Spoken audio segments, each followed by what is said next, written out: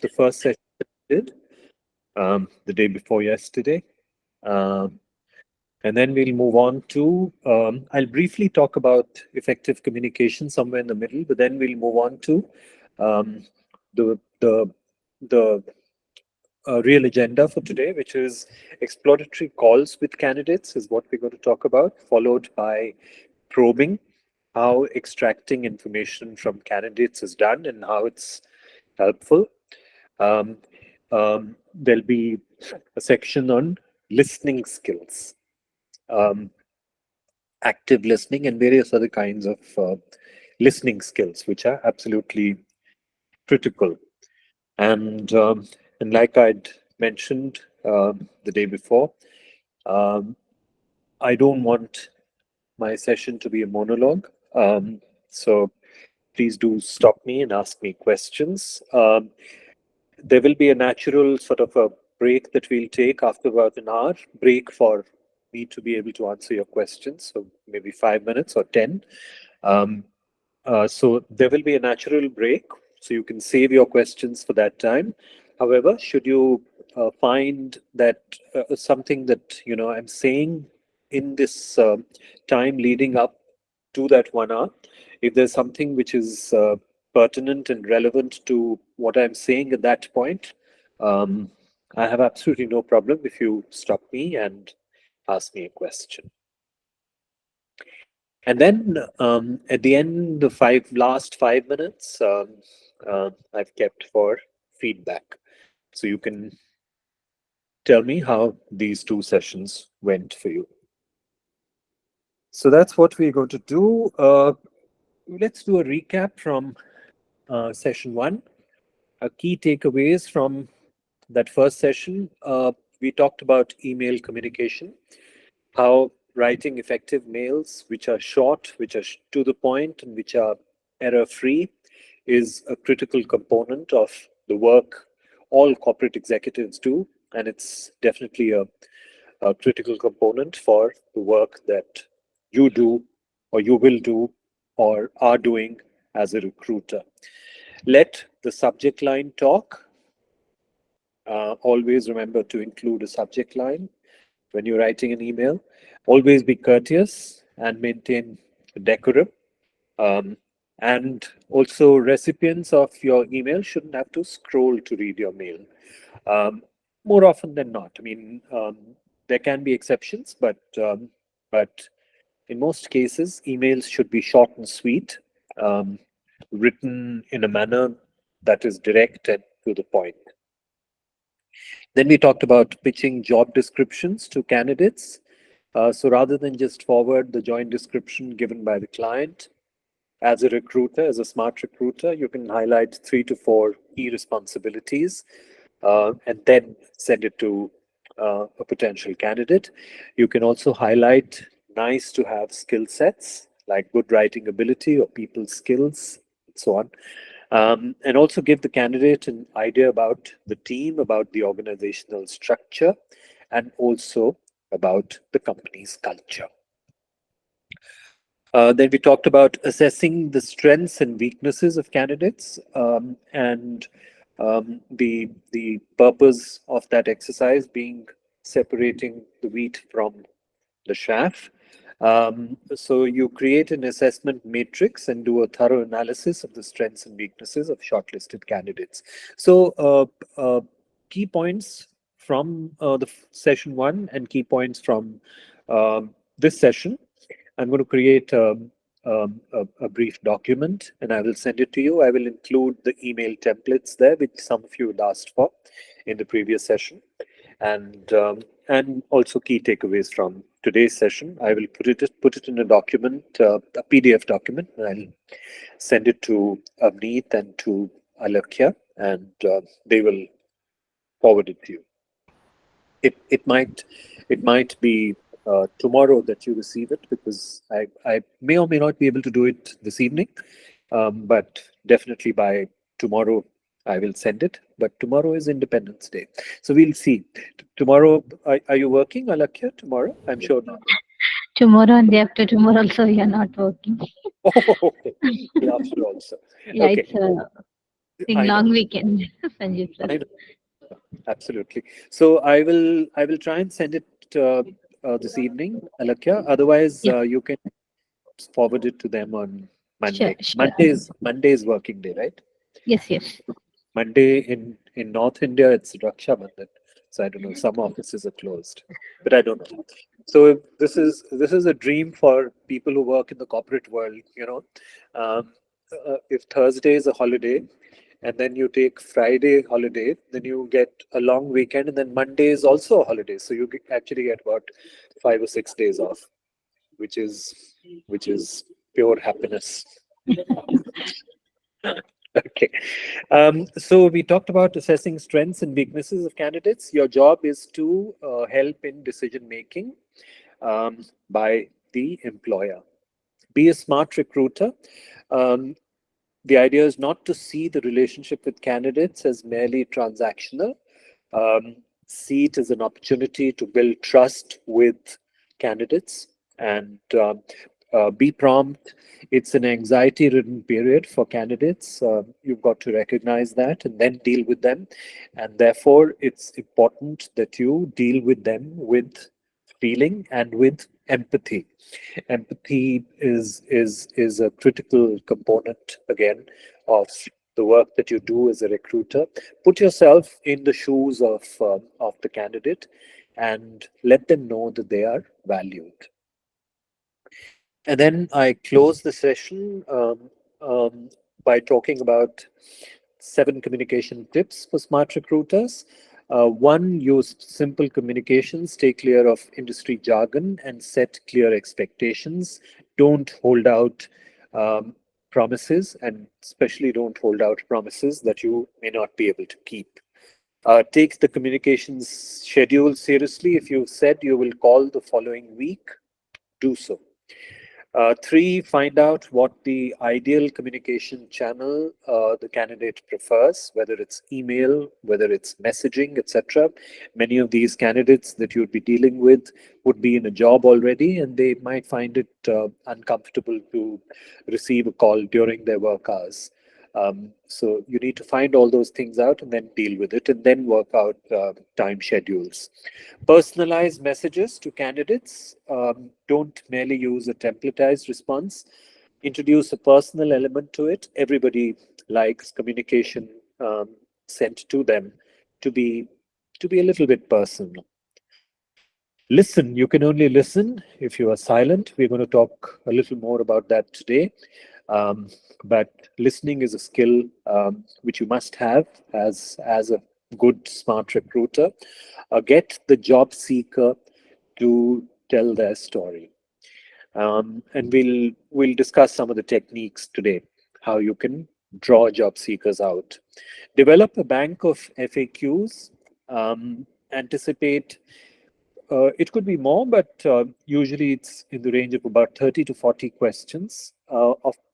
So anticipate the kind of questions that candidates are likely to ask and develop answers for them, and then use that as a framework for your interactions with candidates.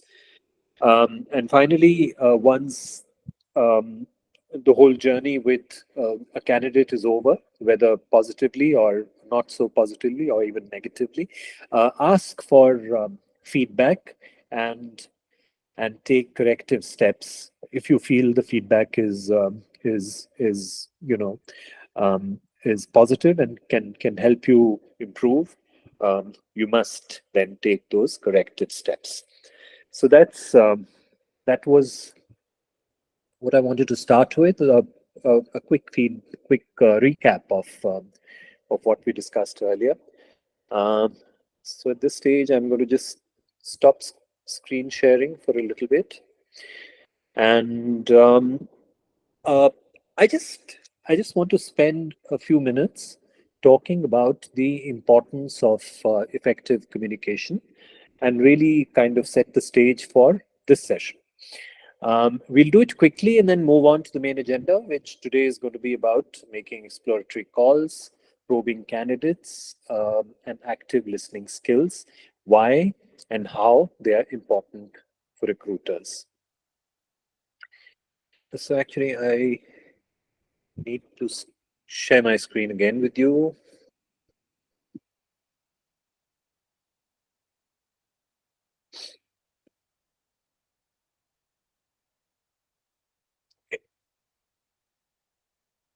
Okay. So very quickly, I want to say this. What is effective communication?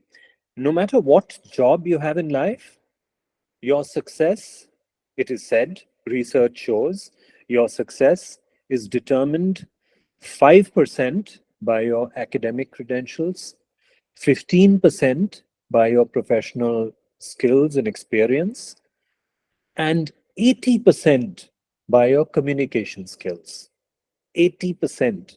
Now, some people place this at a whopping 90%. So they say that not 80%, but 90% of your professional expertise and success is determined by your communication skills, um, which I think is a bit of a overstatement. Others think it's more in the region of 45 to 50%. So half the skills that you need are communication skills for success. I personally tend to think that it's more in the range of 45 to 50%. It's overstating by to say that it's 80% communication skills and professional expertise and so on don't matter so much.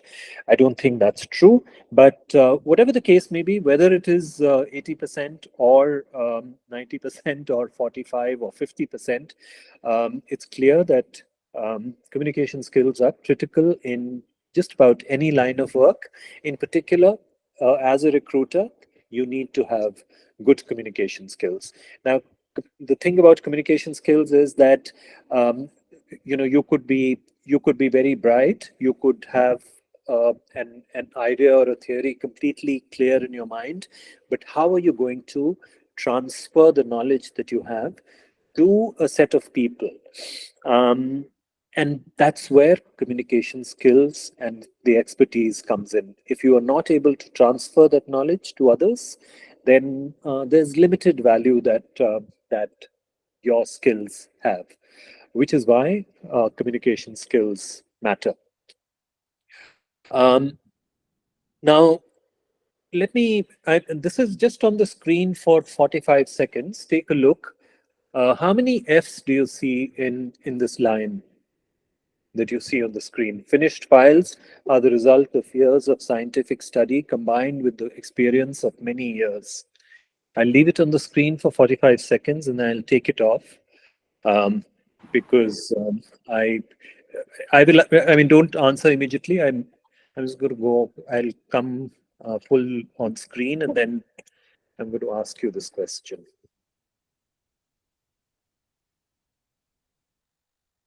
Okay. So how many F's did you see? 5. 6. Sorry.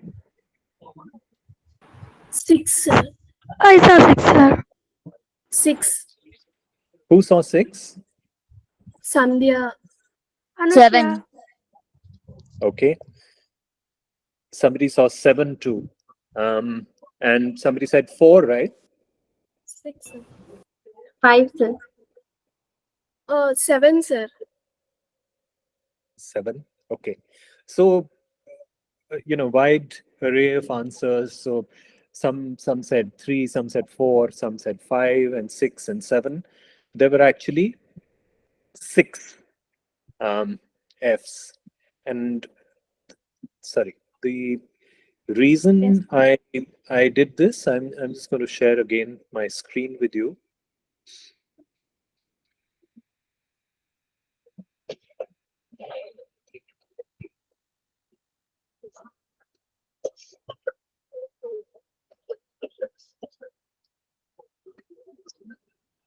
Okay.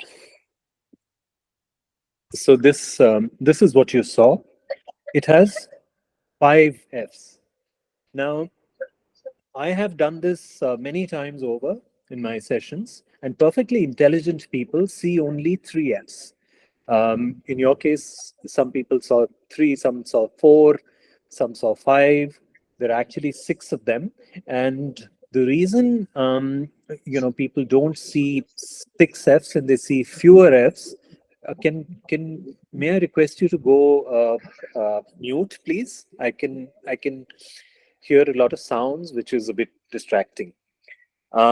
So there are 6, and the purpose of doing this little exercise was that it's little things that make a big difference, which is why communication skills matter.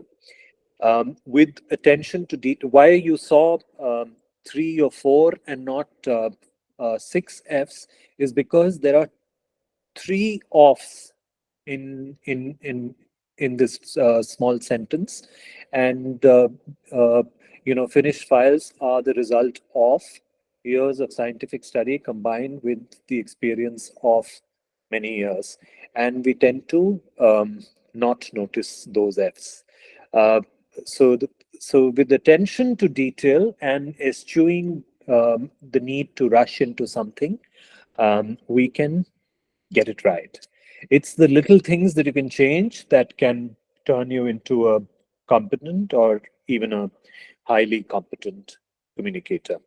So that was really the limited purpose of this this exercise. Um, I'm going to keep switching. So let me let me now carry on. So we are first going to focus in this session. We're going to focus on exploratory calls with candidates. How do you structure these calls? How do you conduct them for maximum impact? The thing about exploratory calls with candidates is that they should feel relaxed. You shouldn't approach them like you are investigating the candidate, which is what a series of, if you were to ask, a series of short, sharp questions, they feel like an investigation. And a smart candidate interview should not feel like an investigation. Indulge in pleasantries, ask a few soft questions that establish a connection. So say, how's your day going? Thank the candidate for taking time off to talk with you, and say things like, what are you busy with right now? I hope you are comfortable talking to me for a few minutes. So things of that nature tend to relax the person, and then you kind of uh, you know jump into the harder questions. Let me go back to my screen.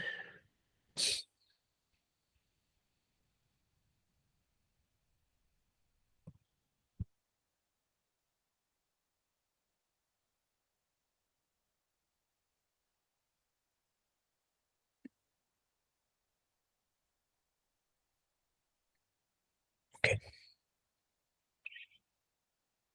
So exploratory calls with candidates. There are 5 key points to remember. Um, One is that it is exploratory, no more and no less. So don't treat it as anything more than that, and don't treat it as anything less than the fact that it's an exploratory call. You're trying to find the candidate who fits the bill. You have a job requirement, or your client has a job requirement and has entrusted you with the task of finding the right candidate. You have that at the back. You have that fully, in front of you. What kind of a job it is, what sort of experience is required, and so on. And now you are trying to find a candidate who fits the bill. And everything that happens in the exploratory call answers to this need of yours. 2, you are trying to establish a correlation between the position and the candidate. So you know what the position requires, and now you're trying to relate it with the person that you're speaking with. So you will ask questions which help you establish whether the person you're talking to is the right candidate. Importantly, you are establishing a sense of the candidate's competency. You've already looked at the resume, but you're now going beyond the resume and you're testing if the candidate has the attributes and knowledge needed for the position. And you will ask questions that give you those answers. Also, it's an early peek into behavioral traits.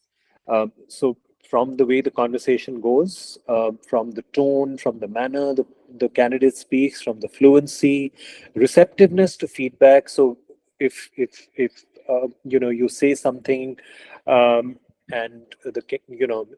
how how the candidate responds to what you're saying, or even a little bit of criticism. I don't think criticism enters the picture at this early stage, but generally a receptiveness to feedback is an important trait that you would like to gauge.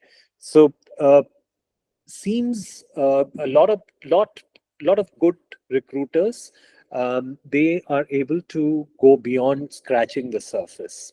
Yeah, and that happens because of the kind of questions that they ask. Um, it's also about situational awareness. The exploratory call also tells you whether the candidate is equipped to deal with specific situations and scenarios. So you should include those kind of questions in the exploratory call. I made a list of some key questions that you can ask candidates in this exploratory call. Um, you can start by saying, "Can you tell me about yourself?" You can phrase it the way you're comfortable with, but essentially you're saying, "I'd like to hear about you, about your career, about your education, about your story." Um, then you ask, "What are your current responsibilities and what have you done so far professionally?" So more detailed description in the candidate's own words about uh, the professional trajectory of the individual you're talking to. Then ask, "What about your line of work excites you the most? And what makes you want this job in particular?" The job that you are discussing with the candidate. Ask this question: "What about this job excites you, or why do you want it?" And it can be very interesting based on the answer that you get. What would you say has been your biggest accomplishment? This is a standard question that headhunters and recruiters ask. It is definitely a question that you should ask, because one, the candidate is very comfortable talking about his or her accomplishments, and when you phrase it like this, "What would you say has been your biggest accomplishment?" People tend to become very expansive, and they talk about what they've achieved in their career. Could you briefly summarize where you see yourself in 5 to 10 years? If the person that you're talking to, is let's say in the late 20s or mid 30s, it's a very good question to ask. That by the time you turn 40 or maybe late 40s, where do you see yourself? And that would give you a fair indication of the person's ambition levels. Where do they think they are headed? What is their ambition? Um, and then, of course, you'll ask standard questions about current compensation and what the expectations of the candidate are for the position that you're discussing. Um, do you have locational constraints? It's important for you as a recruiter to know from the candidate if there are locational constraints. So let's say you're talking to a candidate who's based in Bangalore. You need to know whether the candidate is willing to move to Hyderabad, for instance, if the position is in Hyderabad, or if it is in Delhi. You need to know these things. Of course, we're living in times where it could be work from home, it could be a hybrid work model, but the location, if it is a hybrid model, for instance, if it is 2 or 3 days in a week from the office, then the person needs to be comfortable moving to the location where the position is. So it's an important question. Do you have locational constraints? What's your timeline for moving on?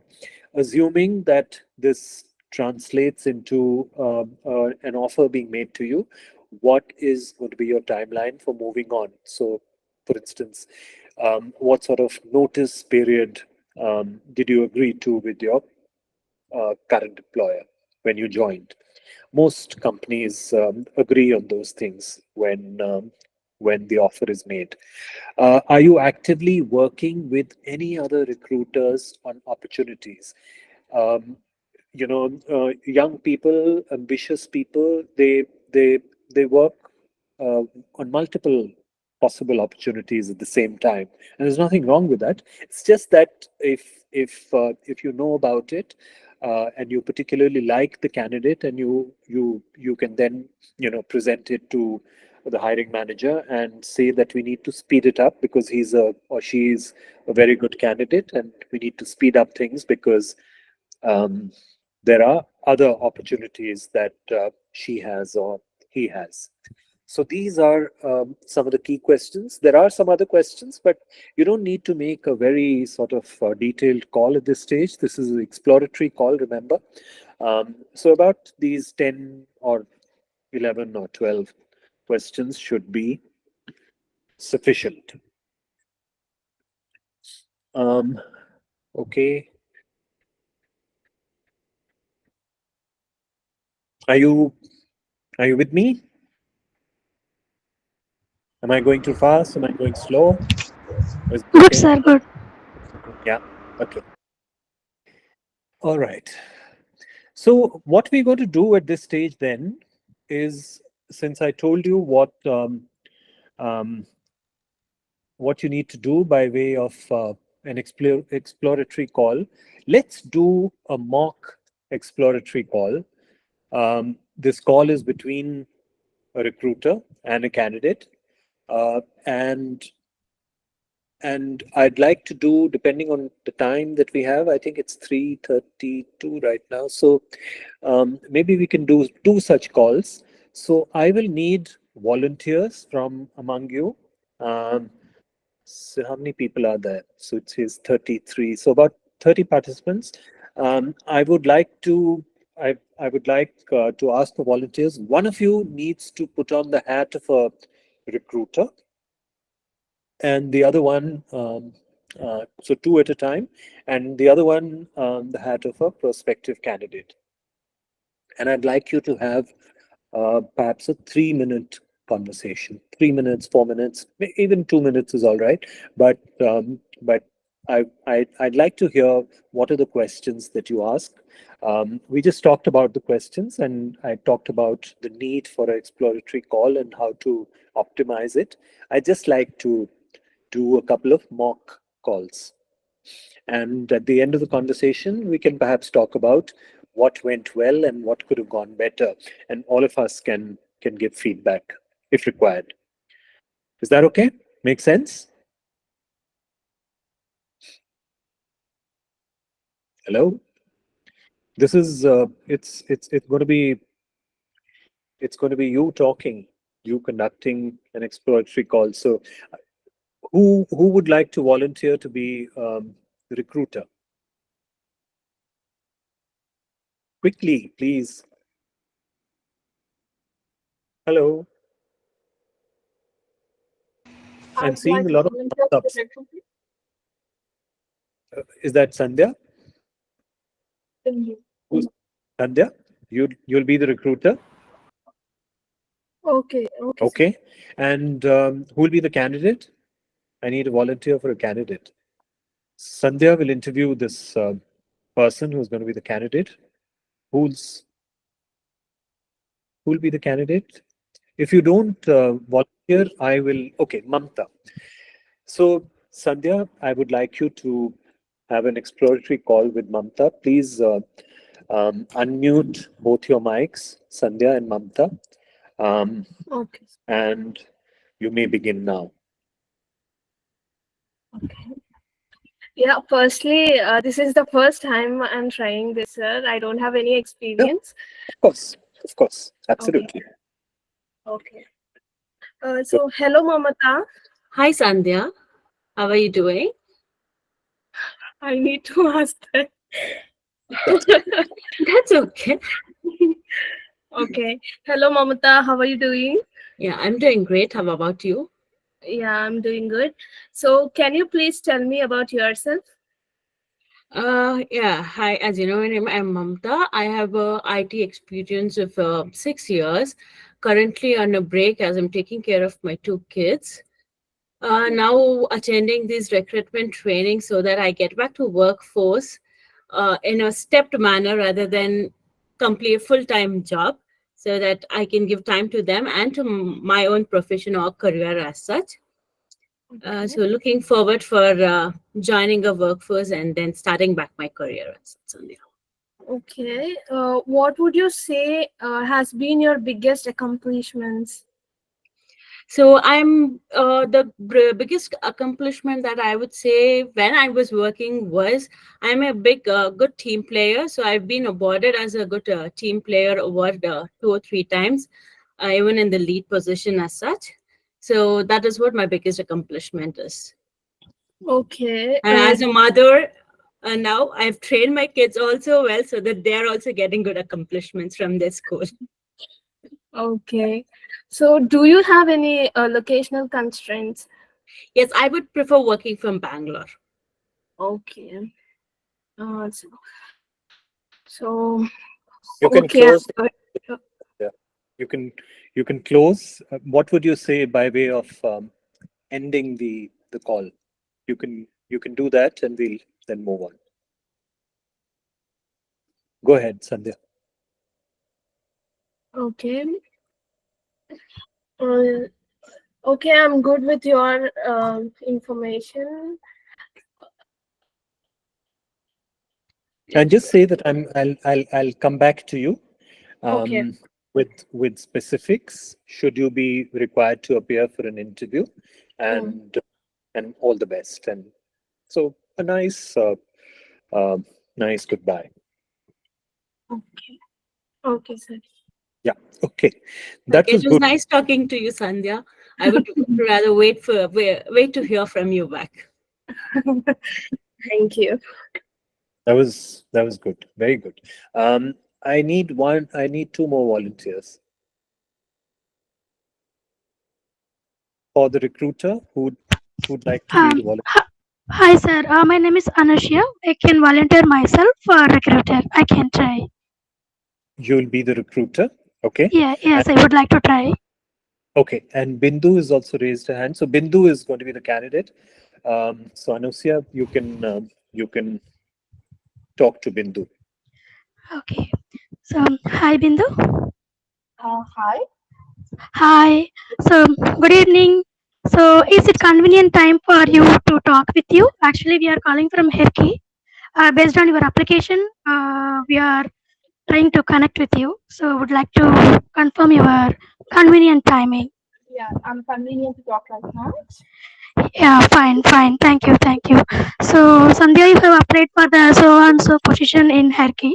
So, to move on further level, I would like to confirm few things with you. So, can we go ahead?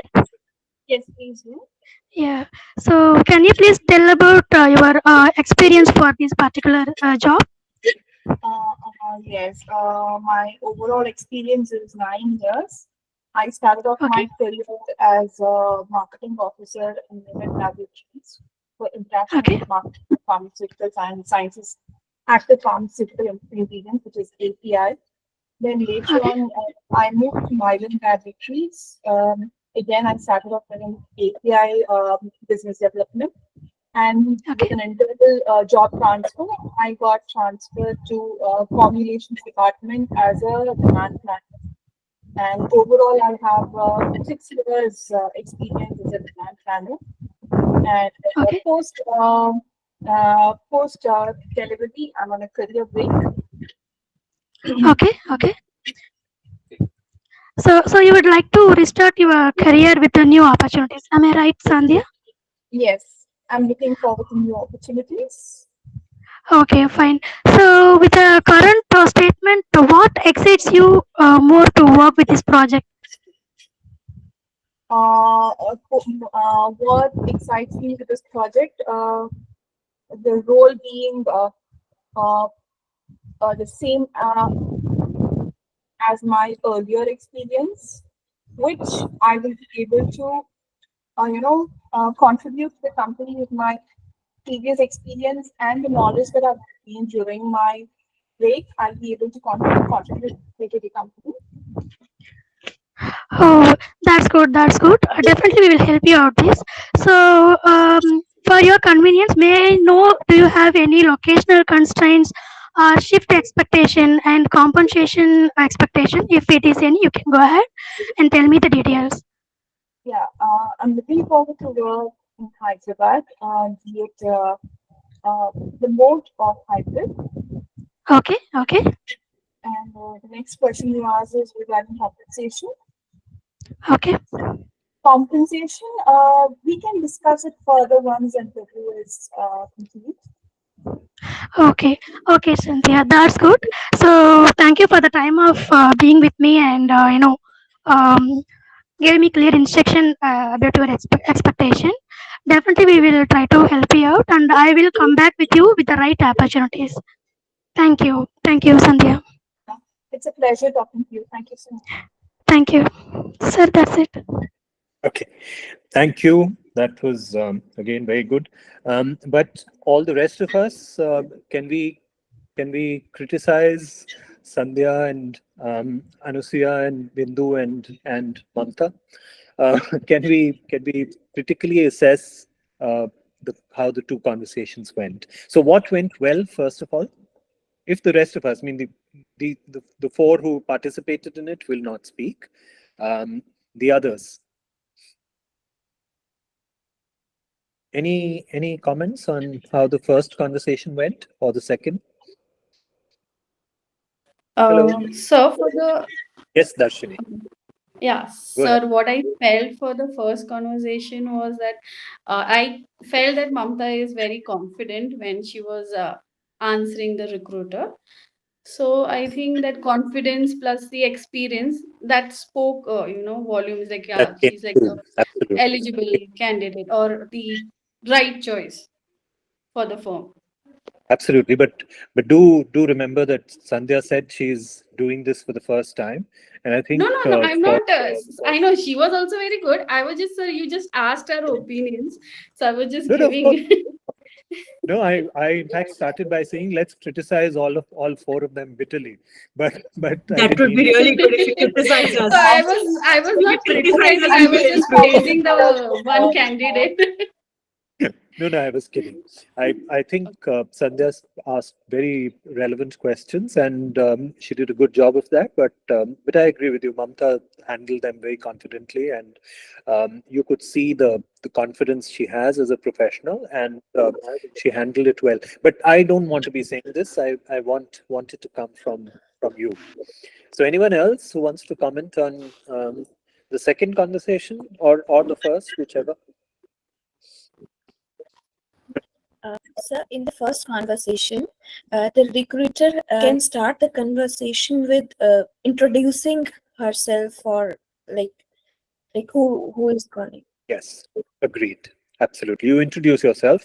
This is Sandhya calling from Turkey. Yes, which happened in the second conversation, right? Yes, sir. Yes, absolutely. I agree with that. Any other comments? And sir, in the first conversation, Sandhya would have asked the salary expectations. That was the main thing, I think, for an employee. Salary To the expectations. past?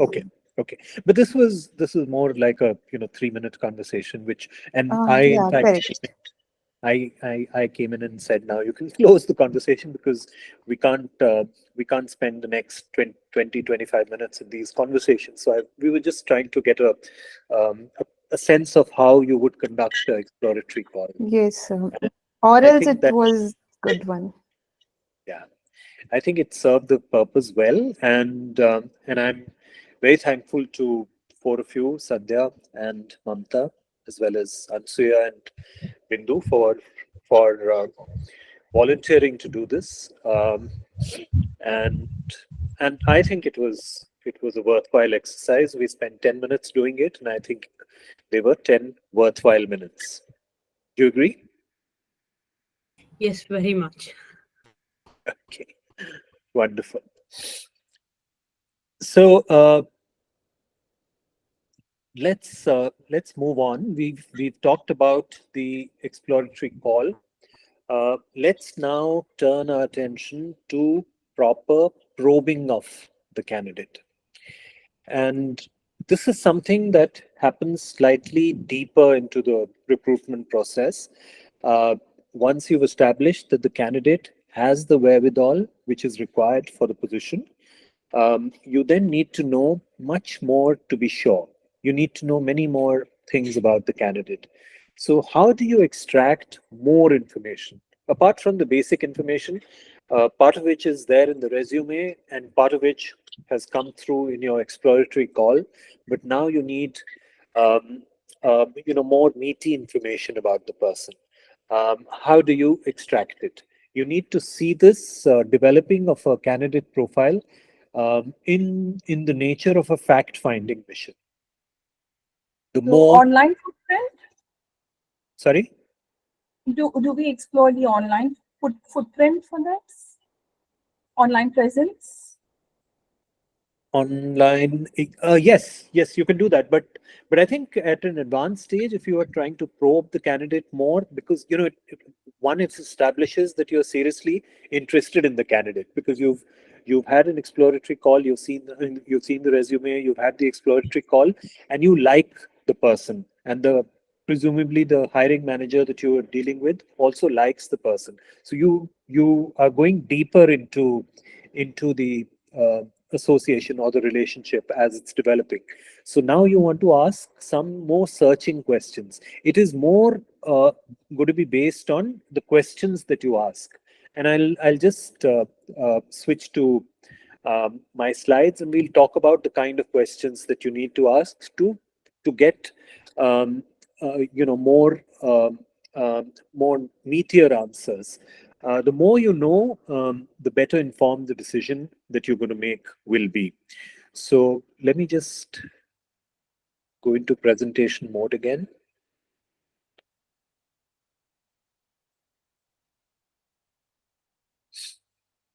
Okay. So extracting information from candidates.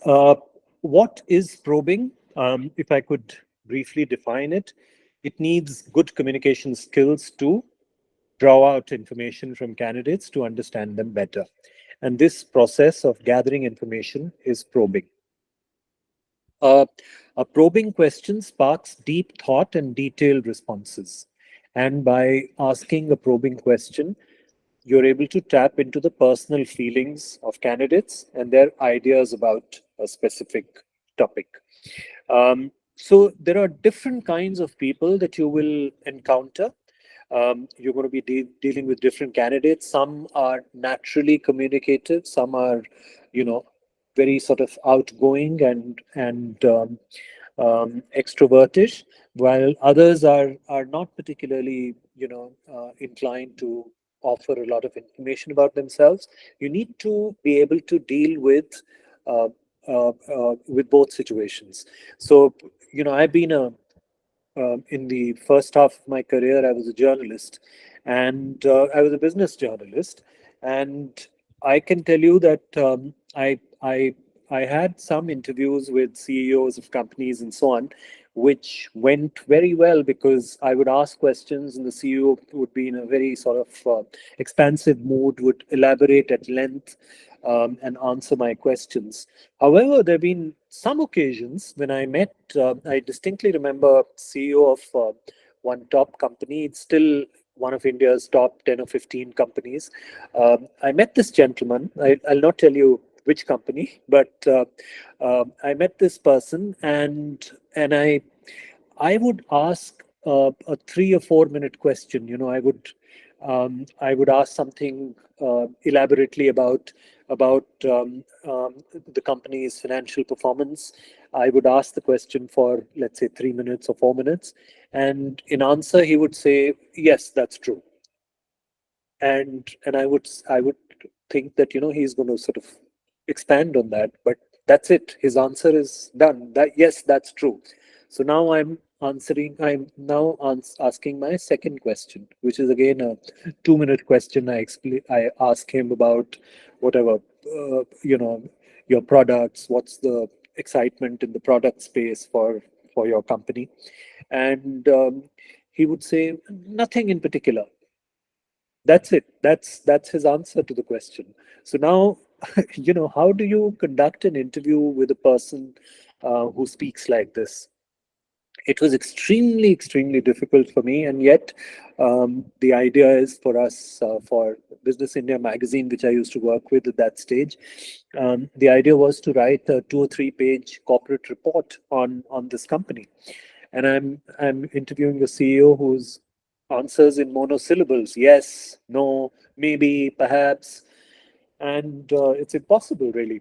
But yet you have to get something out of it. And towards the end of our conversation, I in fact mentioned to him that I need you to talk about it. I shouldn't just be asking questions. I need you to kind of, dilate on it a little bit and tell me what specific things you are doing to take the company to the next level and so on.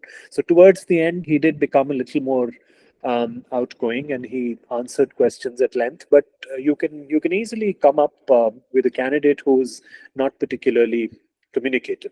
So you need to be prepared for that. People who are gregarious, on the other hand, you need to kind of tone them down, calm down. Don't um, don't take off like a running engine. So the purpose of probing is to fill out a sketch. You start with a basic sketch, and then you keep filling it out. So it's literally, the process is akin to filling out a sketch. I'm sure you recognize whose sketch this is. I don't need to ask you. But that's really what you're trying to do. You start with something basic and you keep filling it, and it becomes deeper and clearer as your conversation progresses. The key to probing is to ask open-ended questions. Now, what are open-ended questions? These are questions without definite limits as of duration or amount. So, it could be an open-ended contract, for instance. But when it denotes a question, it's a question that cannot be answered yes, no, or don't know. So it's a skill. It's a skill to ask a question in a manner that the person you're asking the question of can't just get away by saying yes or no or don't know. Those are open-ended questions, and those are the kind of questions that you need. Why do you need open-ended questions? You need them because they initiate a dialogue, and also because it doesn't then feel like an inquisition. It doesn't feel like that you are, badgering the person and asking one hard question after another. It shouldn't feel like that. It should feel more like a dialogue. Please do go mute. Open-ended questions give you an insight into someone's personality and thought process. So the more open-ended questions you ask, the more insight you will get into someone's manner of thinking and the way the person's thought process works. These questions, of course, will tell you all that you want to know about a person's communication skills. That's also very important. Answers to these questions. There are a couple of people who are still unmute. May I request you, because in my ear I hear sounds and it tends to distract me. When I want you to speak, I will ask you to unmute yourself. Please. Thank you. Answers to these questions ultimately lead to solid hiring decisions. Hence, asking the right question is really half the battle won. Yes? And how do you get used to the idea of asking these open-ended questions? Practice, practice, practice. Interviewing is both an art and a science. So I have not been a recruiter, so I've not asked questions like recruiter would. Um, my apologies. But but I've been a journalist, and it's very difficult for a journalist. Usually asks very hard questions. Um, you could be meeting a politician, you could be meeting a businessman or a sportsman if you're a sports journalist. Uh, so, so for instance, if you know about the Olympic Games recently in Paris, Vinesh Fogart, the wrestler, she did a terrific job. She was on her way to winning a gold medal, and sadly and tragically, something went wrong, and she did not get the gold medal. She, in fact, was disqualified. So now, when somebody like that comes back to India and you have to interview her, what are the questions that you will ask? You have to be extremely sensitive in a situation like that. I'm just giving this as an example. So if I was the journalist interviewing Vinesh Fogart when she's come back to India after this bitter disappointment, tragedy almost, I have to ask very, very, guarded questions. Not that what went wrong. I mean, she's perhaps not slept for a few days because of what went wrong. So you can't. You have to show some empathy and so on. And all of these things, they come to you with practice.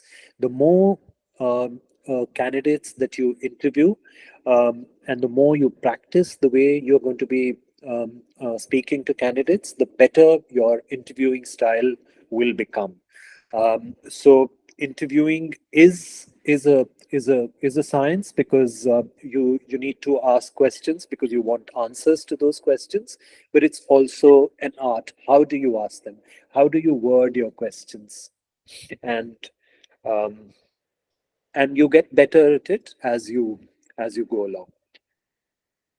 So I've put together a few key questions for an open-ended probe of a candidate. Um, Ask something like, have you ever disagreed with a colleague? And if so, how did you approach and resolve that conflict? It's it's a question that cannot be answered in a yes or no or don't know. You are asking for a specific situation and how the candidate was able to resolve it or was not able to resolve it.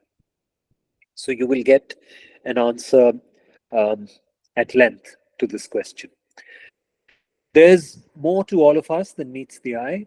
What can you tell about yourself that's not on your resume? Tell me about things that you did not put in your resume, because obviously there is much more to you than 3 pages of your resume or 2 pages, whatever the case may be, could capture. So tell me something beyond the resume. Tell me about your passions in life. Do you like traveling? I mean, I'm not saying you ask them these kind of things specifically. Let them answer, but say, tell me something which is not on your CV. Ask a question like, tell me, what do you think about leadership? And what are the key attributes that a leader must possess? And it will be fascinating, the answer that you get from the candidate.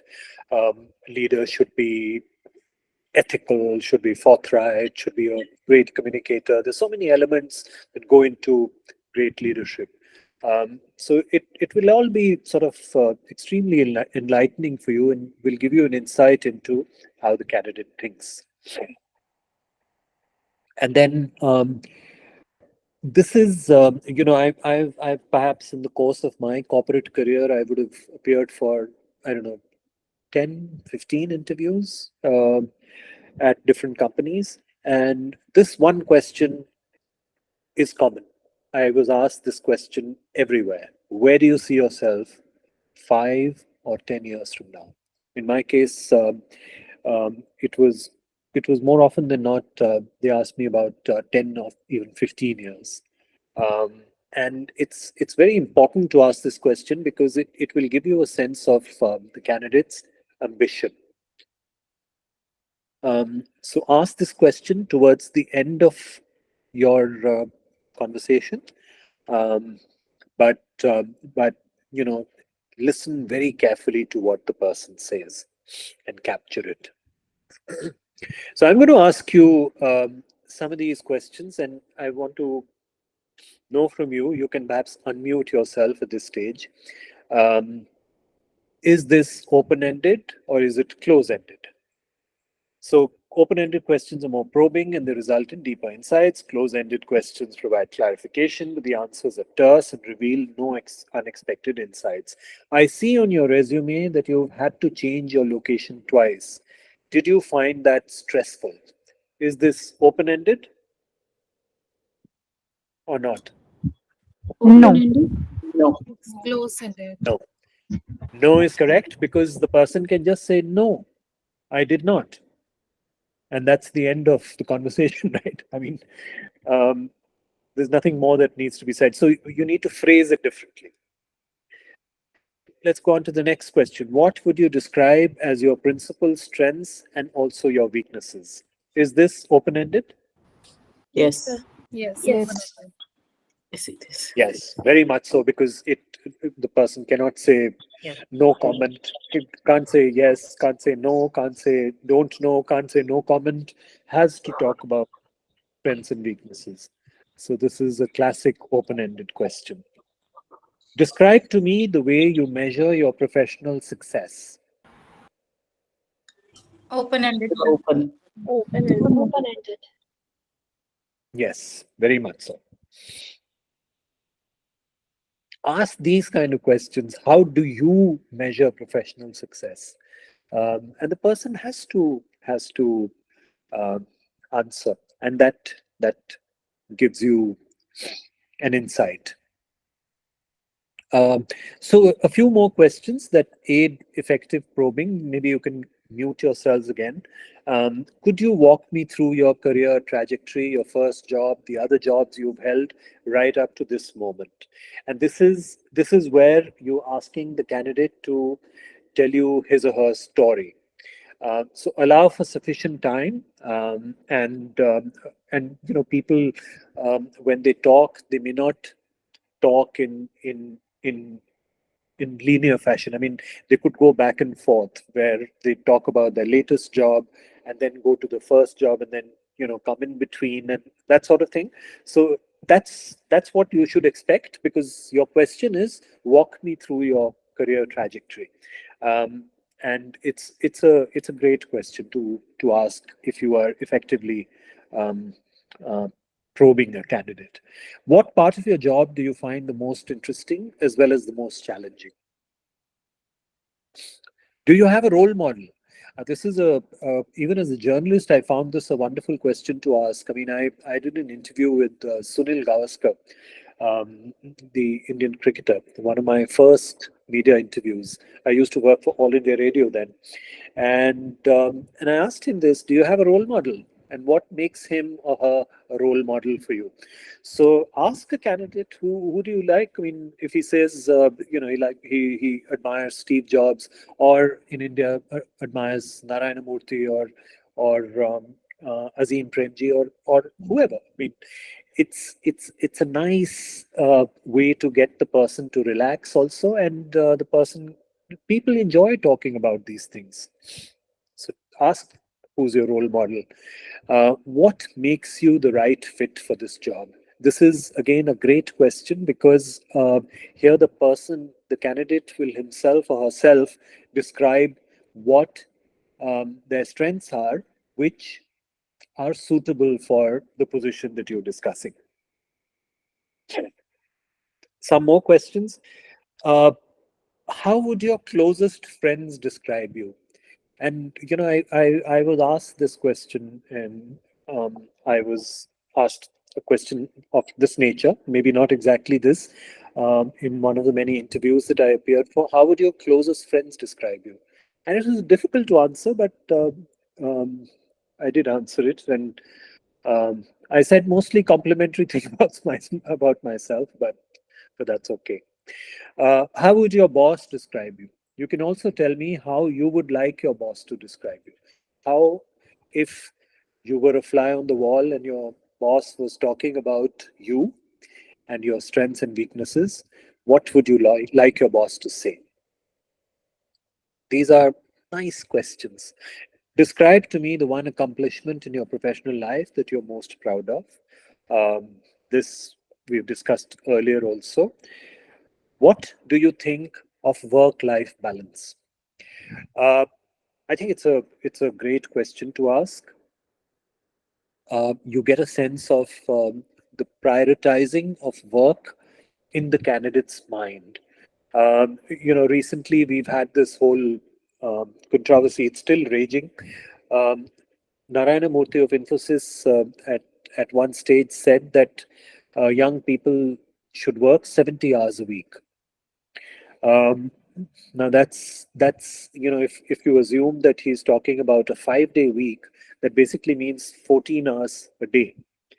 Um, Now that's a lot of working. So 14 hours a day of work. As the founder or CEO of the company, maybe you put in those many hours, but I mean, I don't want to particularly comment on this, but I don't think it's a great idea expecting your employees to work 14 hours a day. But we leave that controversy aside. But work-life balance. You want a fully rounded candidate. You don't want somebody who's just completely a workaholic and doesn't think about balancing work and personal life. So you will get interesting answers for this. And finally, what makes you the right fit for this job? And these are the kind of questions. Now, final wrap on this section, which is probing candidates. The more you probe, the more information you will have. The more information you have about a candidate, the better your advice to the client. And ultimately, it will lead to the right hire, which really was the reason for this whole exercise. I asked you questions as well as, um, uh, you know, talked about possible questions that you could ask and so on. But the whole purpose of doing this was that you are trying to find the right candidate for your client. And the more information you have about the candidate, the better your decision making is going to be.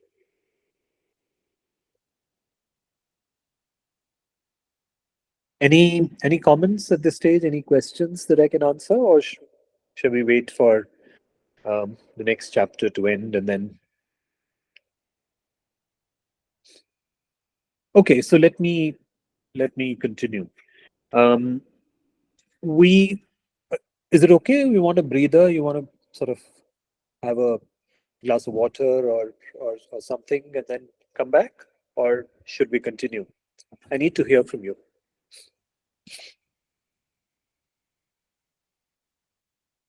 Hello. Continue, sir. Please. We are good to go, sir. We'll continue it. Okay. All right. So let's move to listening. Now, being heard is a fundamental human need. And data shows that people are happier and people are healthier when they feel understood. And I believe that just the fact that they are being heard makes people feel good. It's a feel good factor. If you are talking and you get the sense that the person you're talking to is listening to you, is hearing you, it's a very nice feeling. On the other hand, if you're talking to somebody who's fidgeting and perhaps checking his or her phone, or thumbing a message, which is terrible. You can't be having a conversation and thumbing your phone. It's happened to me a couple of times and I just stopped talking. and I say, I'll wait for you to finish what you're doing before I continue.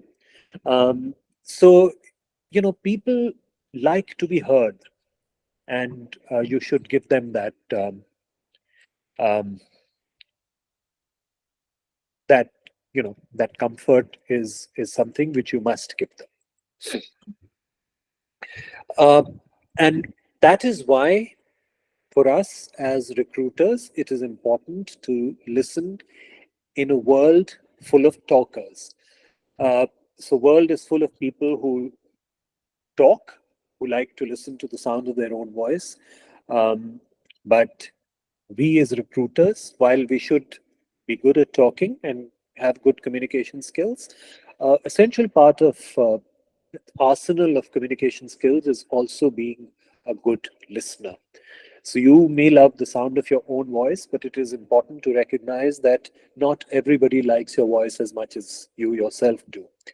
Or even if they like the sound of your voice, it is only up to a point. It cannot carry on for a long period of time. What everybody, no exception, what everybody likes is a good listener. And listening is the single most crucial skill because it makes you smarter, it increases productivity, and it boosts confidence. If you read the biographies of successful people, I've read many successful biographies. Read Steve Jobs's biography, or Lee Iacocca, or any of these great CEOs, Henry Ford of Ford Motors. You read the biographies of successful people. There's one common thread that you will find. These successful leaders and entrepreneurs have credited their success to active listening skills. It is about the ability to accurately receive and interpret messages in the communication process. So you should know, or you would know, the difference between listening and hearing. Hearing refers to the sound that we hear, but listening, it is infinitely more than hearing. It requires focus. It means you are paying attention, and not just paying attention, it means showing that you are paying attention, not only to the story, but also how it is told. Um, so you're paying attention to the use of language, to the use of the voice, and how the person uses his or her body. So you've heard of NVCs, non-verbal cues. When a person is talking to you, you're also looking at non-verbal cues, which will tell you almost as much as the words that the person is speaking do. So if you are an attentive listener, you're also looking at non-verbal cues. And so I'm going to share my screen with you, and we're going to talk about types of listening.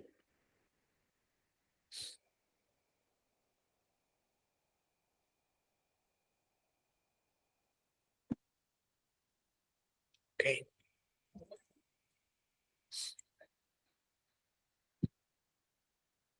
So this is one of my favorite sections in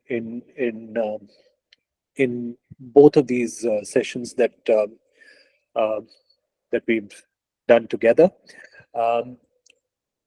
because listening, I do think, is absolutely critical. And I'm going to start by talking about one of my favorite human beings of all time. His name is George Bernard Shaw. He's a British, or Irish rather. Sorry? Somebody said? He's an author. He's an author. Well, certainly he's an author, but he's one of the greatest writers of the English language. He wrote plays. He wrote a play called Pygmalion, which is absolutely one of the finest things that exists in English language, which was turned into a film called My Fair Lady. And George Bernard Shaw also wrote beautiful essays in English language. And, if you can lay your hands on his writing on English communication, I have learned a huge amount just reading George Bernard Shaw, GBS for short. GBS. His writings are just phenomenal. And he said the single biggest problem in communication is the illusion that it has occurred. Uh, Now, this is an absolutely incredible line, because from what you've said and what the person you've said it to has understood, there could be a complete variance. There could be a, from what I have said and what you've heard, there could be, such a gap. So I'm comfortable in the belief that I said what I wanted to, and you've heard it and you've understood. But that's often not the case. And in my, I conduct communication skills and specifically writing skills programs. I actually play videos where you can see um, that there's a huge gap between what is said and what is understood. Um, so this is George Bernard Shaw, who sort of lays the marker by saying the single biggest problem in communication is the illusion that it has occurred. So what are the types of listening? To begin with, there's active listening. Active listening, as the phrase itself suggests, it's about when someone listens actively, and when someone is trying to see what's behind the words that you're using.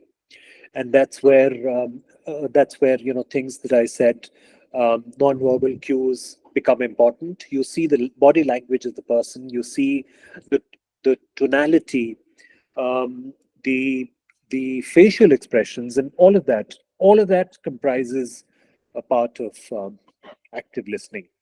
um, so active listening, some examples are a student listening to a teacher in the class. If you are a diligent student, if you like the subject, if you are a lover of, let's say, history, and you're attending a history class, you will listen to the teacher very intently, and you will listen for the way she presents ideas or he presents ideas, and the whole it becomes a whole experience. Um, Active listening is also that you're keen on learning a recipe for a dish and you're watching a YouTube video. I'm sure most of you do it. I certainly do it, and I know a lot of people who've picked up cooking skills looking at YouTube videos. Now, you are definitely actively listening when you're watching a YouTube video and learning how to make a dish, because you want to be able to cook like that, and that requires active listening. So active listening um, is the first thing that we talked about. Then let's move to passive listening. Passive listening is disinterested listening, that you're not really paying full attention. Someone is talking without quite exciting your attention. So you fold your hands, settle back in your armchair, and wait for the speaker to stop talking. What are some of the examples of passive listening? You've gone to your bank, and your bank executive, who's your perhaps relationship manager, is telling you about his new product. You have no interest in it, but you don't want to be rude. So you sit back, you listen, and you hope that this recital of the features of this new product will end in a few minutes and you can be spared the agony. So that's passive listening. Or that you have a talkative house help who loves telling you gossipy stories from the neighborhood. So comes in the morning, 7:30, you've just woken up, and starts telling you stories about the neighbor, and who said what to whom and why. And it's one long tale. And again, you don't want to be rude. You don't want to say, look, I don't want to hear this. Please keep quiet. So you listen passively. In between, at periodic intervals, you say, okay, yes, maybe, whatever.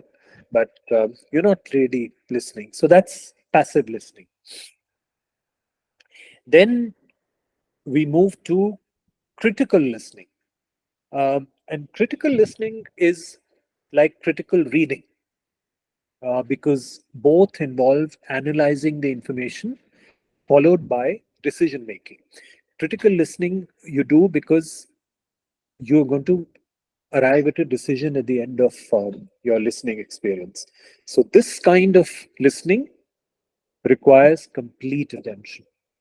And while I can give you several examples of this, I'm going to give you two. One is that you want to buy a house, you meet your broker who gives you the pros and cons of the house you're looking at. So you visit a house, you like the look of it, you go into the various sections of the house, whether it's the rooms, the bedrooms, or the kitchen, or the living room area and so on, or the balconies, and um, but you want to know the analysis of the person who's trying to sell the house to you, of what are the pros and also importantly what are the cons of the house you're looking at. So you will listen very intently because it will determine your decision whether you will buy the house or you will not. You will also listen critically if it's your first day at your son's play school and the class teacher is telling you the do's and don'ts in the play school. I have a son. Many years ago, we went to his play school, which is called Kangaroo Kids, and it was a 1 hour session with the play school teacher, and she was describing what are the do's and don'ts for the children. Now, obviously, child who's 4 years old or 3 years old, I think it was 4 years old, you don't he's not listening to what the teacher is saying. It's the parents who need to listen and who need to then ensure that those do's and don'ts are followed. So you will listen because it's important. You will listen, and that requires critical listening. So we were hanging on to every word that the teacher was uttering. That's critical listening. Then there is appreciative listening.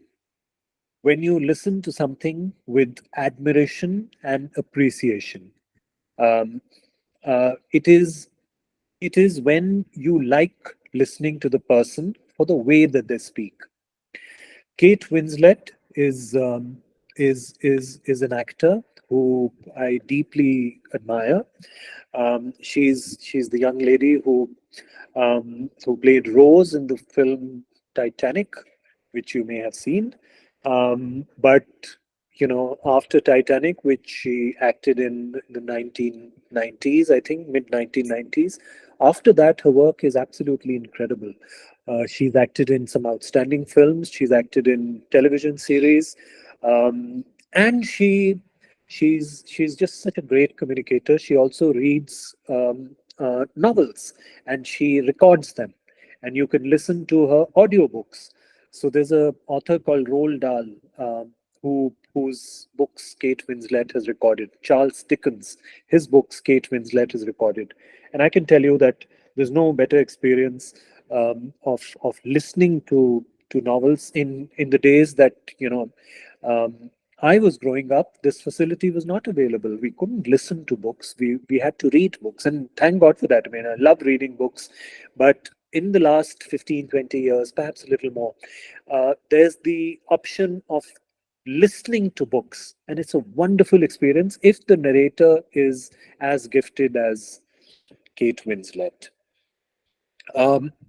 If you watch the mega hit films delivered by Amitabh Bachchan in the 1970s and 80s, um, uh, part of the pleasure of watching some of those films, most of which were written by um, a duo called Salim Javed, uh, uh, Salim Khan and Javed Akhtar. They wrote great dialogues, and Amitabh Bachchan delivered those dialogues with great panache.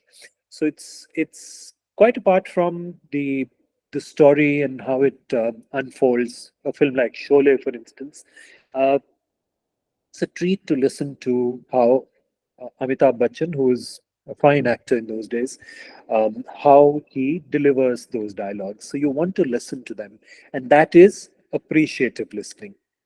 About appreciative listening, I can go on and on. And please listen to great British actors. A lot of people ask me about English language, since that's what I primarily teach. Um, uh, how to sort of how can they speak better and write better? And I tell them that I mean, one thing is that you should read great literature, great novels, and read magazines, good magazines like The Economist and a few other magazines, um, and and uh, uh, and listen to great actors talk. There's a gentleman named David Attenborough, Sir David Attenborough. He produces these or he narrates these documentaries on planet Earth.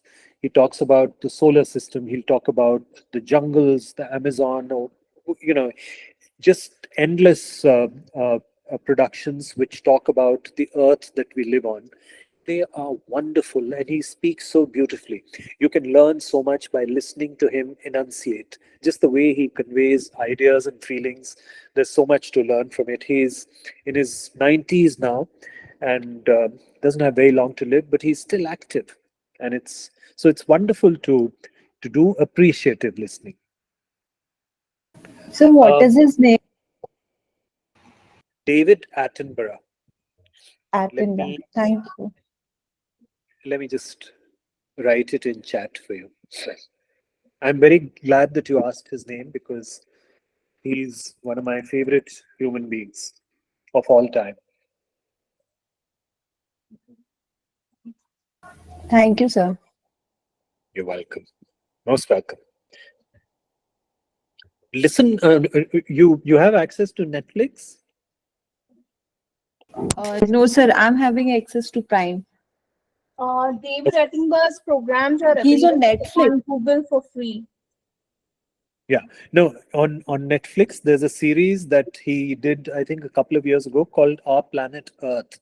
It's a Okay. series that he did in about 7 or 8 episodes. It That's is amazing. fantastic. It is one of the The best. same are available on Google for free, sir. On YouTube, Oh, really? sorry. Yeah. Okay. On YouTube. It is Yes. incredible. Quite apart from the fact that you will learn so much about Earth and animals and oceans and hills and so on, you will have David Attenborough narrating it to you. Great man. You should listen to him. Sorry. Selective listening. Selective listening, of course, is when you choose to listen to only something that's important and ignore the rest. So if you're having an important, not an important, just an argument with a colleague, and the argument is sort of showing no signs of ending, it's going on and on, um, then you get into the selective listening mode. You don't particularly need to listen to all the raving and ranting. You listen selectively. And then there is one of my favorite words in English language, which is empathy. From empathy comes empathetic. So, uh, so empathetic listening. You listen to understand the feelings and emotions of the speaker. When you listen to someone by putting yourself in that person's shoes, you are indulging in empathetic listening. So you meet a close friend of yours who starts to talk about a setback that she's or he's received recently. You will listen with empathy because it's a close friend of yours and you want to do something about it. You're not just lending a sympathetic shoulder. So sympathy and empathy are different emotions. Sympathy is merely feeling sorry for the person. Empathy is feeling the setback that your friend has received. So you will listen with complete attention, and even offer words of advice of how to overcome that situation. Um, Empathetic listening is also when you go for therapy, you go to a therapist, a psychologist, for instance, and the first meeting that you have with a psychologist, let's say you're dealing with, I don't want to bring in negativity, but some mental issue that you're dealing with. The therapist wants you to talk about the issue, and says, we have all the time, just go ahead and talk about what the issue is. That's empathetic listening. Your therapist is hanging on to every word that you are uttering, because from um, this hearing session will emerge um, the therapist's advice. So that is empathetic listening, which is one of the best forms of listening there can be. Then, of course, there's sorry, my throat is playing up.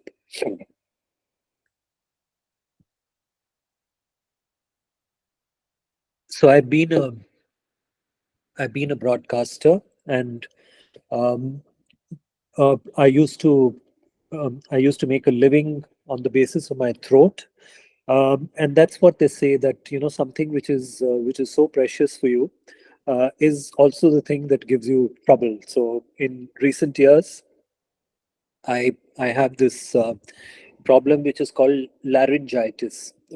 So if I speak for long periods of time, I tend to get my throat starts to feel a little rough.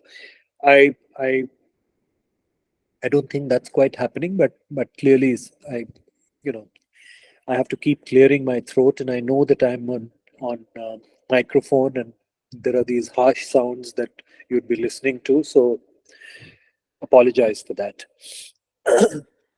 Anyway, biased listening.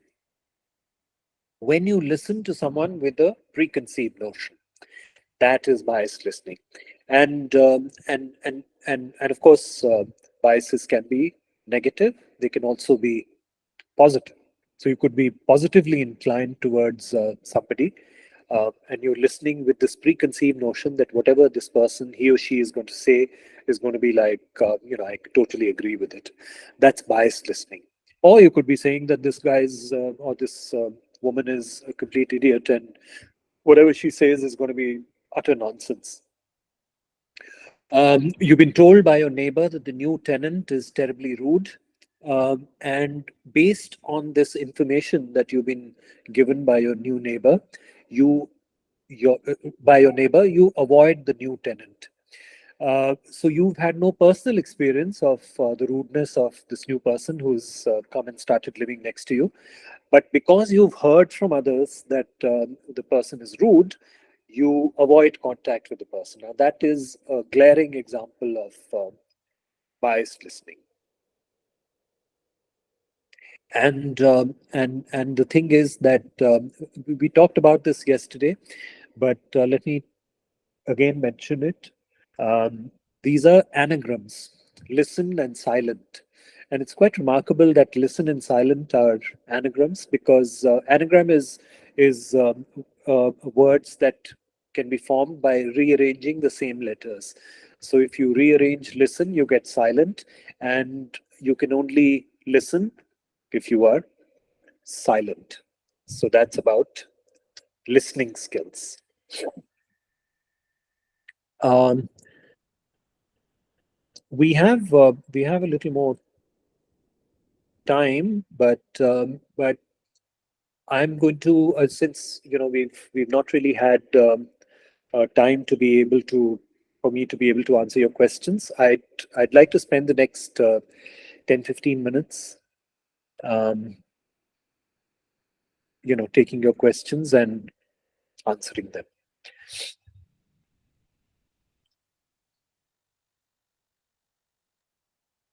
And like I said, a summary of the first session, which was on Monday, the day before, as well as what we talked about today, I will be sending to Alakya, and she will forward it to you. But do ask me questions. It's this part of the session that excites me the most. I loved it that people have said things about David Attenborough. Smita says a life on our planet. Yeah, all these programs are absolutely wonderful. Yes, I will stop talking for a couple of minutes. You can ask questions. Any questions?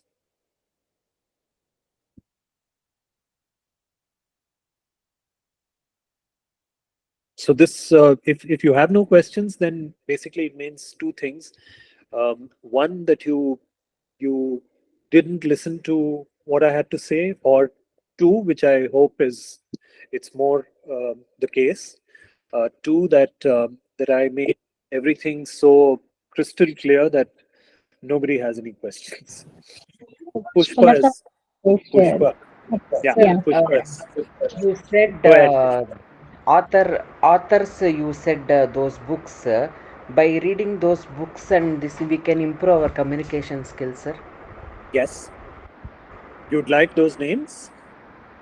Yes, sir. I just searched on Amazon. Also, those books are available actually.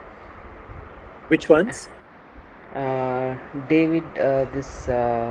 Attenborough. Attenborough. Yeah. Yes. No, but David Attenborough, it's not. You should watch David Attenborough conduct a television documentary. Okay. But when it Charles, comes to books, sorry, Charles Dickens. Dickens. Yes. Charles Dickens. I'll write some of these names for you.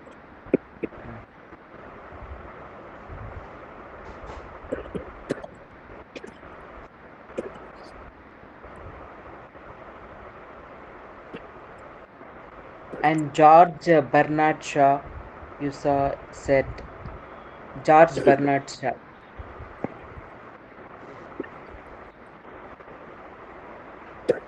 Also read Jane Austen. These are all,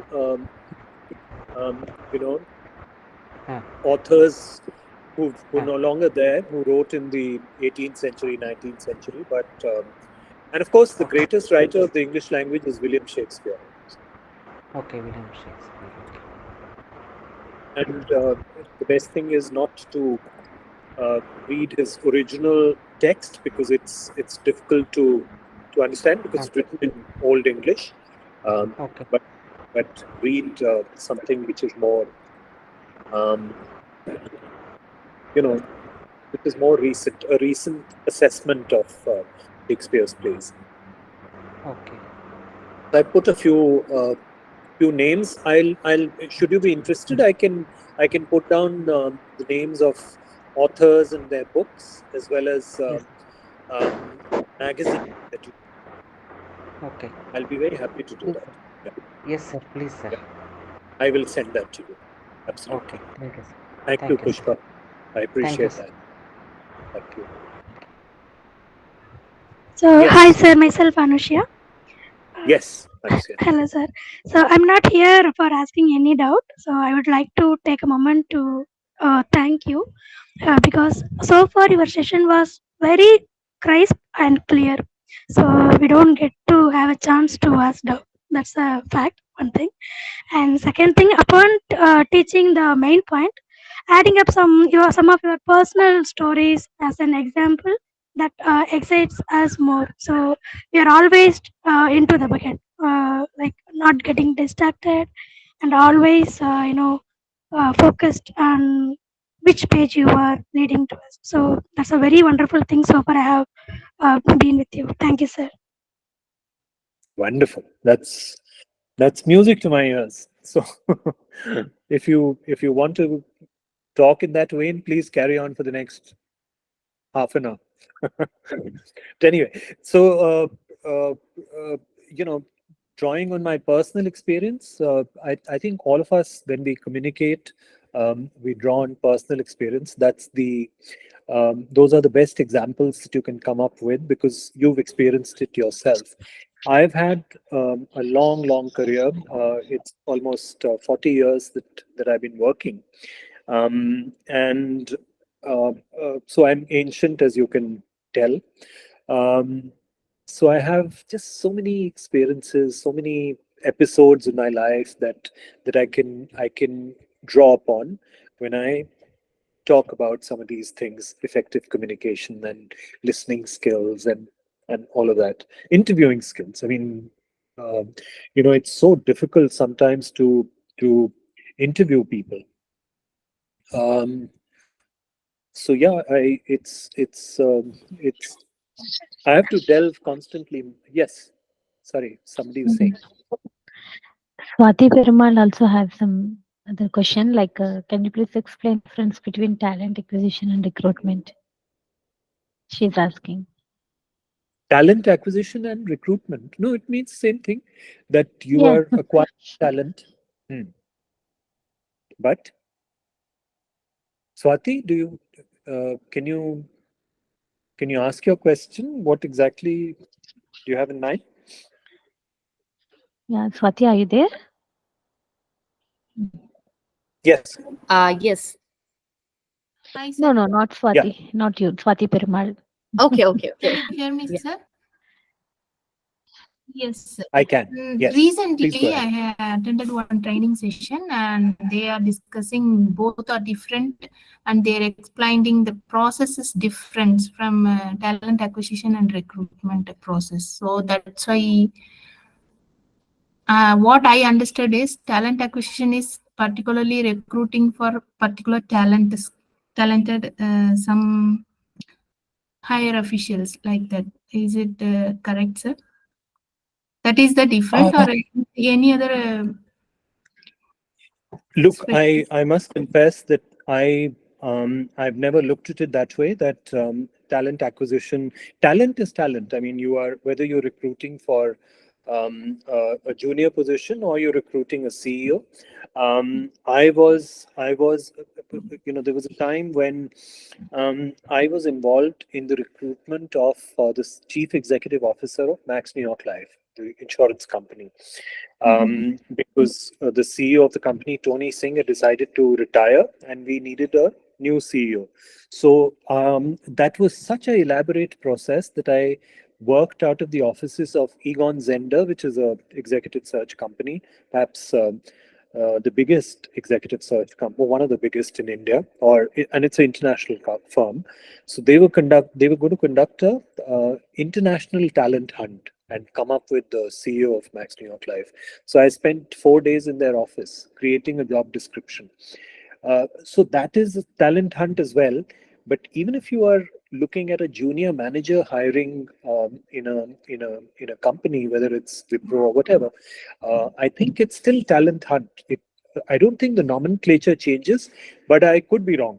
I've not really thought about it from that point of view. So it's something that I will have to research and find out and then provide an answer if it's possible. Prima facie, I don't think there's any difference. Okay, sir. Thank you, sir. Thank you. Yeah. Sir. You're welcome.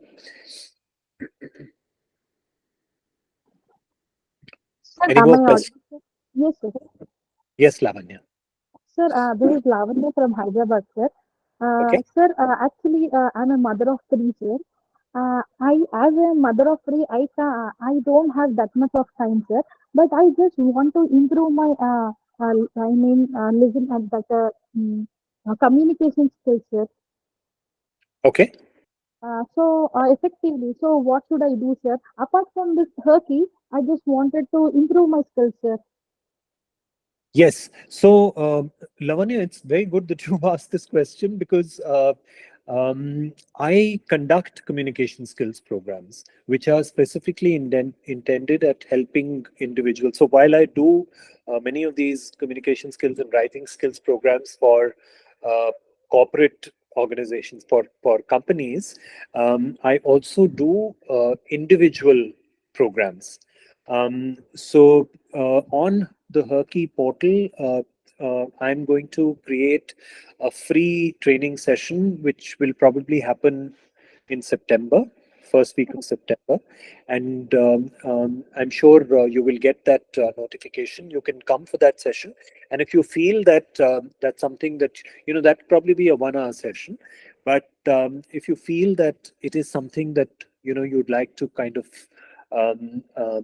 engage with me on a long-term basis, maybe I don't know, 6 or 8 or 10 sessions of a couple of hours, then we can do that too. Then of course there's a commercial side to that, but we can discuss it at that stage when we reach that stage.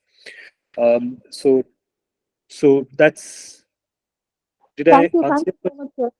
Yes, Yeah. sir. I just want to be like you, sir. I just wanted to, as how you are explaining, I just wanted to be like you, sir. In future, not now. Thank you so much, Lavanya. So already we've entered a stage where I'm getting feedback on these 2 sessions. So please do then give me more feedback on what went well, what didn't go well, what could have been better. I'd love to hear. Yes, so thank you so much, sir, for giving us this opportunity. Thank you so much. You're most welcome, Lavanya. Thank you. Hello, sir. This is Yes, sir. Aradhana. Yes, Aradhana. Sir, my question is for strength and weaknesses. I'm always stuck on that phase whenever it comes to strength and weakness. So how can we explain that it is a good when we are explaining our strength and weakness, and how can they will accept it? It is.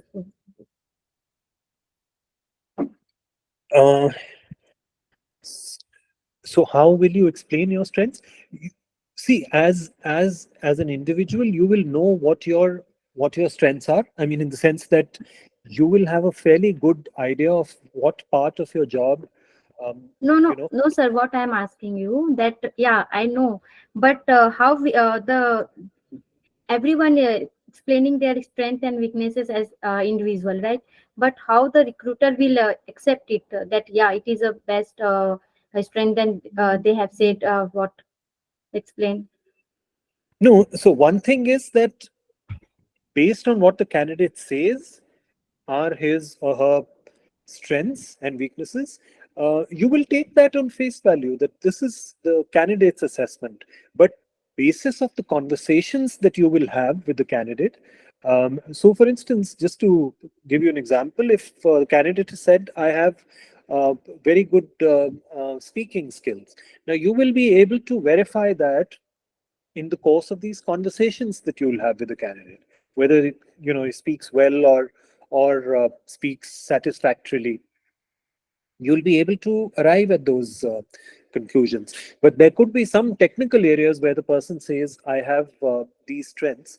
I think when you present a candidate to the hiring company, they will perhaps have to make in the case of technical roles and all that, where somebody says I'm extremely capable of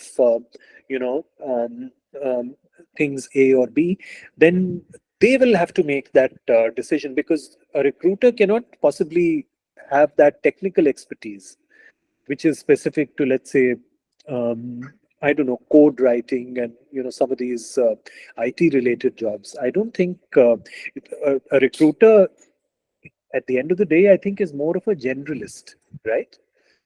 So you will make some conclusions, we will draw some conclusions based on conversations you have. And when it comes to doing a deep dive into the person's abilities, technical abilities, I think that will come from the hiring company. I mean, that's my understanding of the process. I think that's how companies operate. Thank you so much, sir, for explaining this. Thank you. Not at all. Most welcome. Any other comments, feedback, questions? We have 10 minutes. Sir, this is Smita, and your Yes. session was amazing. This one and the previous one. There was no scope of asking any questions. You explained it so well, so comprehensively that there are really no questions. And I'm really grateful for your sessions. Thank you. Thank you, Smita. Thank you very much. That's awesome. And thank you for your participation, Smita, because I know that in session 1 you were very active and again today. So thank you very much. You're welcome, sir. Okay. Sir, Yes, Shweta. Sir, please give me some tips like before giving presentation. I feel anxious. I don't know why. Every time it happens with me, whether I prepare it fully or not. So please provide me some tips so that I can avoid this anxiousness. Okay, so let me tell you this, and I'll tell you a couple of personal stories also. If there is anybody in the world who says that he or she does not feel tense before a major presentation or a public speaking occasion, that person is lying, because everybody feels anxious. Everybody, no exception. Um, uh, I used to do television news reading, Doordarshan in the early 1990s. I read the news on Doordarshan.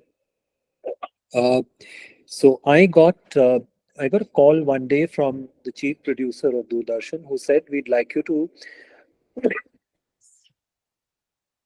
He said, "We'd like you to do a live broadcast." They were broadcasting the International Film Festival of India live. And he said, "We'd like you to do a 15-minute live introduction of the film festival from Siri Fort in Delhi. And we'd like you to do it." And I was frightened. I said, "No, I've never done live television. Live television basically means you're standing there, you're looking into the camera, and you're talking for 15 minutes. Now, I had never done that before, and I said, no, I'm not going to do it. And why are you talking to me? Because I've never done live television before. So he said, there's a friend of yours, Komal GB Singh, who was supposed to do it. She's fallen unwell, and this is happening tomorrow, and she's suggested your name. And I was very upset, and I called Komal and I said, "Why have you done this to me? I mean, I'm not going to do it." So she said, "Of course you're going to do it. You know the subject. Do you understand cinema?" I said, "Yes, I do." So she said, "Just don't mug up your lines. Don't try to remember a script for 15 minutes, because then if you forget, you'll make a mess of it. Don't mug up lines. What you should do is, in your mind, be clear about 6 or 7 points, bullet points that you are going to talk about. Memorize those 6 or 7 bullet points. Speak on each for about 2 minutes. You have your 15 minutes." And when she put it like this, I immediately saw that this is the way to do it. So while I was extremely tense and I had butterflies in my stomach when, I'm standing at, I think it was 5:45 in the evening, and 5:45 to 6, I'm supposed to be on television, live television. And in those days, this was done not in the studio, but outside this auditorium. And the cameraman gives you these cues, and when it's 10 seconds left, they start saying 10 and then 9 and 8, and his fingers were going down. And I really thought that when it became 0, there'd be an explosion, and I would everything would end.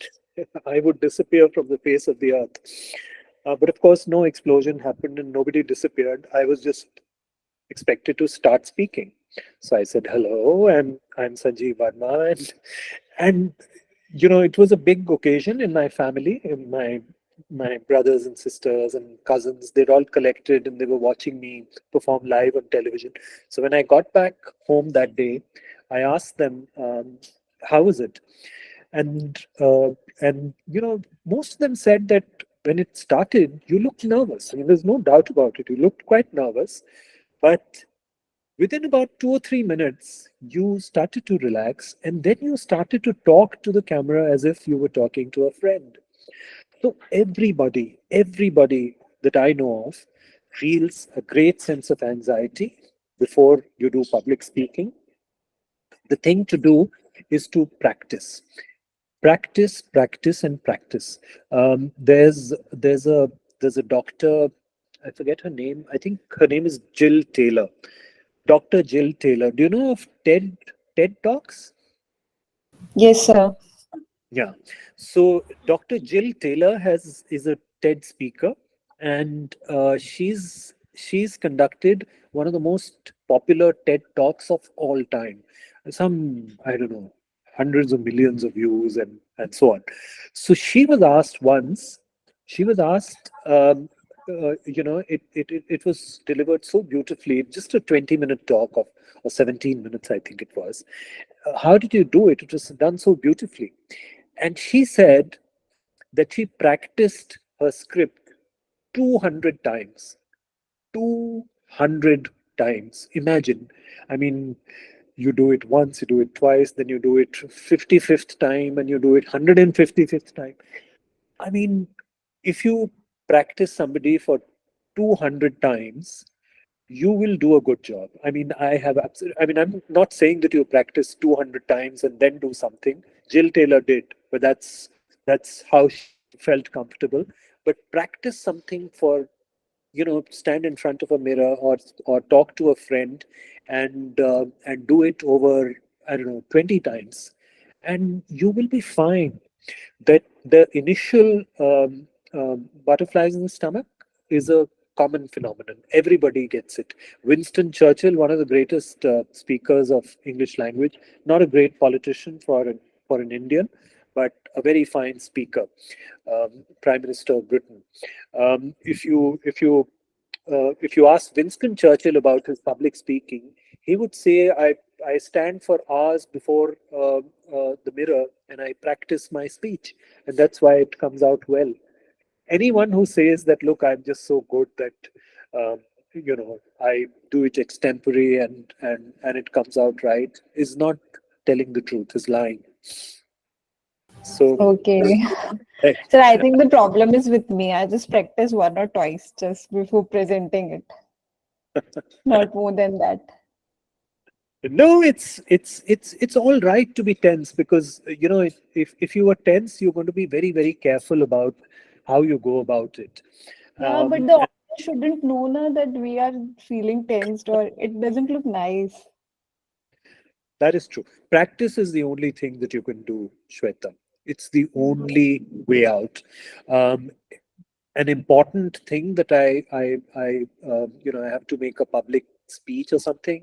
I practice endlessly. I mean, not 200 times, but but I Of certainly do course. it over 10, 15, maybe 20 times. And if it's something very important, it's very, very good to actually find a friend, who's truly a friend of yours, who will give you constructive feedback, and then do it in front of that person and say, how did it go, and give me improvement areas.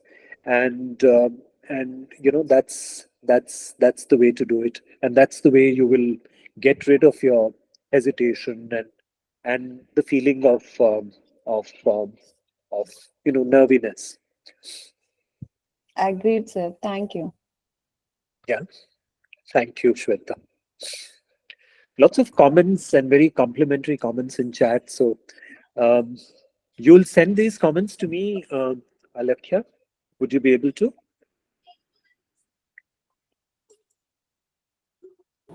Yes, sir. Yes.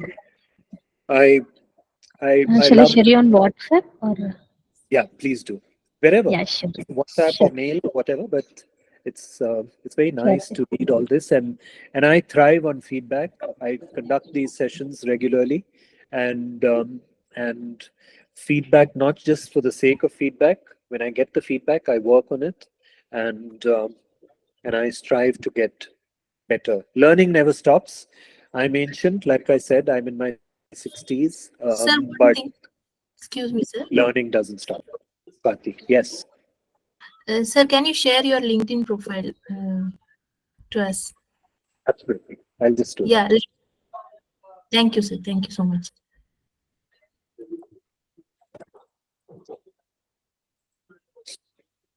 This is how I would appear on LinkedIn, Sanjeev VE. But what I'll do is I'll send a profile link as well to Alakya, and she can forward it to you. Yes. Yes. Okay. Sir, Great. So it's yes, sir, Pushpa. one question. Actually, I have a break of 10 years. I was working for ITC as a financial coordinator. now there is a gap, and now I'm 48 years old. Is there any age criteria that we have to be like younger to work? Is there anything such, sir? Um, that is a question that I think Herky would be able to answer. But I really don't think there should be Because any such they thing. have seen my resume, then only they had given a call. So I was thinking, after seeing my in the portal, they have seen my resume, then only I got a call. So is there a, that's why I had a doubt that any age criteria is there, sir. Alakya, you want to respond to Pushpa, or you can maybe Sorry, check I with didn't heard that question actually. Pushpa is saying that she's 48 years old now. She had taken a break for 10 years, Okay. and she's now returning to work. So is the age factor something which will go against her? That's roughly what she's Never, asking. never. She can restart her career. She can restart her career. Age never. I think so. Age is never a criteria. May Yeah. is never attacked. Yeah. Thank you. And Even certainly, Pushpa, I have 12 years gap. I have rejoined in hockey again. I started my Okay. career after 12 to 14 years gap. Okay. And one more thing I can say to this, Pushpa, that progressive companies, good companies, which value women employees in particular, I think they factor these things in. That you are a woman, you perhaps took a, in many cases, you take a break because of childbirth, and you want your Very children true. to grow up before you go back to work. They factor all this in. I mean, a company like Wipro, for instance, I can tell you about Wipro because I know that company well. They will not even consider this a negative at all. I mean, it's not a negative. How is it a negative? You did what you needed to do at that stage of your life. So so that's how I see it. But and Alakya just confirmed it. So I don't think you should have any reservations about that. Okay. Thank you so much, sir. You're Thank welcome. Shamila. Yeah, hi, sir. Hi, Shamila. It is I very can- nice to talk with you, sir. And a Thank you. wonderful session. And I have 10 years of career gap. Before joining to your sessions, I had doubt, can I start my career or not? But after listening to your sessions, I got a lot of contents. Yeah, sure. I will start my career. Okay. And back up your side, you have a lot of books in your background, and that is also motivating me to read more books because I have the I have the habit of reading books. So in future, me also I will do like that arrangement. How nice. I have a son who, when he was whatever 8, 9 years old, used to ask me, Dad, what is going to be my inheritance? And I told him, I'm a poor man, son, but your inheritance is going to be these books and my music and my films and DVDs, CDs. So he said, no, but I'm not interested in all this. These are all ancient books, and you listen to classical music, which I have no interest in. So I said, sorry, but I don't have any house to give you. I'm a poor man. So thank you so much, Shamila, for Very nice to listen your experience as well, sir, in Doordarshan. Because in college, I used to talk more. Continuously, I used to talk. On stage also, I will take mic and I used to talk. But after marriage, it is like in comfort zone, but I'm very shy to talk in front of other people because some gap is there in my career and after marriage. So that is some gap. But after listening your sessions, I got so confident, sir. I'm so happy about that. Wonderful. Thank you. Thank you. Thank you so much for your session, sir. I'm Thank willing to join your sessions in September. Sorry, who's that? Who said that? September. September, you will join the session. Yeah, certainly. What's your name? Pushpa, right? This is Pushpa.